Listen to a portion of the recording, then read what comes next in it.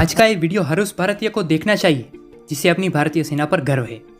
आज बात करेंगे भारत के शेर और कारगिल के हीरो परमवीर चक्र विजेता शहीद कैप्टन विक्रम बत्रा की, जिनके ऊपर एक मूवी बन रही है जिसका नाम है शेरशाह, और इसमें कैप्टन विक्रम बत्रा का रोल सिद्धार्थ मल्होत्रा करने वाले हैं। तो चलिए जानते हैं कहानी भारत के शेर कैप्टन विक्रम बत्रा की। विक्रम बत्रा का जन्म 9 सितंबर 1974 को हिमाचल प्रदेश के पालमपुर में हुआ था।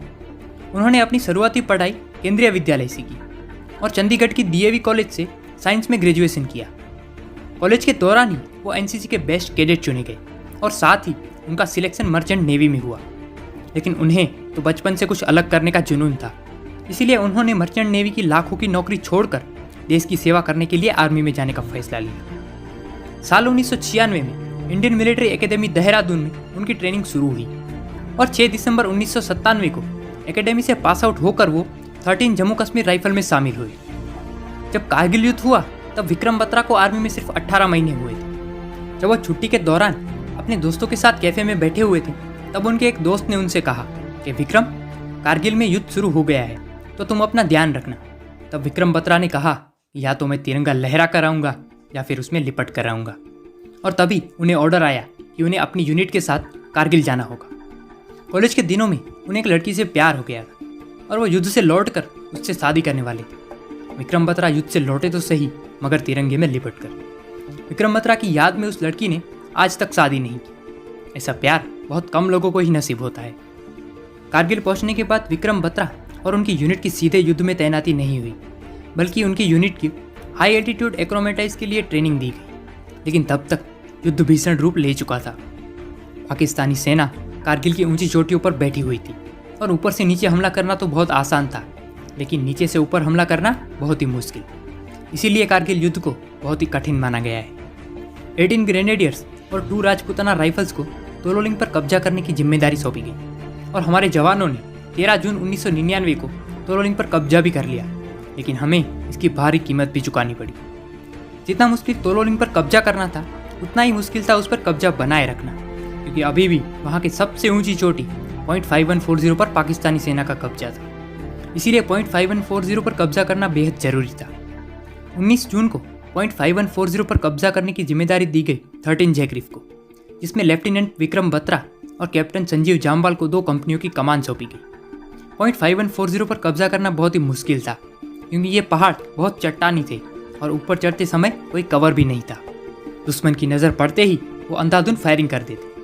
इसीलिए रात के अंधेरे में 13 जैकरिफ के जवानों ने चढ़ाई करना शुरू किया। लेकिन पाकिस्तानी सेना भी सावधान थी। वो बार बार फ्लेयर की रोशनी में देख रही थी कि कहीं कोई ऊपर तो नहीं आ रहा।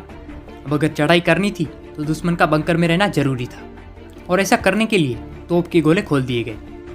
जब हमारे जवान दुश्मन के 200 मीटर के दायरे में पहुंचे तब तोप को रोक दिया गया, लेकिन तोप रुकते ही पाकिस्तानी सेना ने अंधाधुंध फायरिंग कर दी। तब कैप्टन जामवाल और लेफ्टिनेंट बत्रा ने एक फैसला लिया कि जब तक वो दुश्मन के 100 मीटर के दायरे में न पहुंच जाए तब तक तोप चालू रहे।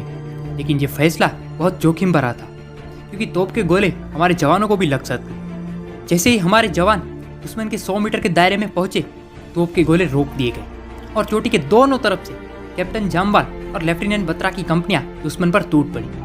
विक्रम बत्रा ने पहले बंकर में ग्रेनेड फेंका और उसे तबाह कर दिया और फिर दूसरे बंकर पर हमला किया। विक्रम बत्रा को इतनी बहादुरी से लड़ते देख उनके जवानों में भी जोश भर गया। विक्रम बत्रा और कैप्टन जामवाल की कंपनियों ने दुश्मन के 7 बंकरों को तबाह कर दिया और .5140 पर तिरंगा फहरा दिया। विक्रम बत्रा ने अपने कमांडिंग ऑफिसर को इन्फॉर्म किया कि उन्होंने बिना किसी कैजुअलिटी के .5140 पर कब्जा कर लिया है, और साथ ही कहा, यह दिल मांगे मोर। विक्रम बत्रा की बहादुरी देख उन्हें रणभूमि में ही लेफ्टिनेंट से कैप्टन बनाया गया। अब बारी थी मस्को की चोटियों को जीतने की। इसके लिए विक्रम बत्रा की यूनिट 13 जैकरिफ और साथ ही 2 और यूनिट को बुलावा भेजा गया। .4875 पर अभी तक पाकिस्तानी सेना का ही कब्जा था और वहां कैप्टन नवीन 36 घंटों से अपनी टीम के साथ पाकिस्तानी सेना का सामना कर रहे थे। अब .4875 को जीतने की जिम्मेदारी दी गई कैप्टन विक्रम बत्रा और उनकी टीम को। कैप्टन विक्रम बत्रा का कोड नेम था शेरशाह, और एक बार पाकिस्तानी सेना ने रेडियो पर उन्हें धमकी देते हुए कहा था कि शेरशाह, आगे मत बढ़ना वरना तुम्हारी लाशें उठाने वाला भी कोई नहीं होगा। तब विक्रम बत्रा ने कहा था कि तुम हमारी परवाह करना छोड़ दो और अपनी जान बचाने के लिए अल्लाह से दुआ करना। .4875 की चढ़ाई बहुत सीधी थी। रात के अंधेरे में ही उन्होंने चढ़ाई करना शुरू कर दिया। सवेरा होते होते वो 3 गन पोजीशन को तबाह कर चुके थे। उजाला होते ही अटैक करना मुश्किल हो जाता था, क्योंकि ऊपर बैठी पाकिस्तानी सेना आसानी से हमारे जवानों को देख सकती थी और उन पर हमला कर सकती। लेकिन फिर भी विक्रम बत्रा अपने जवानों के साथ आगे बढ़ते चले जा रहे थे और वो भारतीय सेना के उस बंकर में पहुंचे जहां कैप्टन नवीन घायल हालत में पाकिस्तानी सेना से लड़ रहे थे। विक्रम बत्रा ने कवर फायर देते हुए अपने कुछ साथियों के साथ कैप्टन नवीन को वापस नीचे भेज दिया और खुद बंकर से बाहर निकलकर पाकिस्तानी सेना पर टूट पड़ी। काफ़ी सारे पाकिस्तानी सैनिकों को मारने के बाद एक गोली उनके सीने में आ लगी, लेकिन फिर भी वो फायर करते रहे। कैप्टन विक्रम बत्रा को घायल देख उनके सैनिक गुस्से से पाकिस्तानी सेना पर टूट पड़े और .4875 को जीत लिया। लेकिन इस लड़ाई में भारत ने अपने शेर कैप्टन विक्रम बत्रा को खो दिया। जैसे तानाजी के विषय में छत्रपति शिवाजी महाराज ने कहा था कि गढ़ डाला पर सिंह गेला, उसी प्रकार आज हम कह रहे हैं कि हमने उस वक्त .4875 को तो जीत लिया, पर हमने अपने कैप्टन विक्रम बत्रा को खो दिया। कैप्टन विक्रम बत्रा को अपनी बहादुरी के लिए 15 अगस्त 1999 को मरणोपरांत सेना के सर्वोच्च वीरता पुरस्कार परमवीर चक्र से सम्मानित किया गया। .4875 जहां विक्रम बत्रा शहीद हुए थे, उस पीक को कैप्टन विक्रम बत्रा की याद में बत्रा टॉप कहा जाता है। अगर ये वीडियो आपको अच्छा लगा हो तो इस वीडियो को लाइक करके इस चैनल मिशन मोटिवेशन को सब्सक्राइब जरूर कर देना। जय हिंद।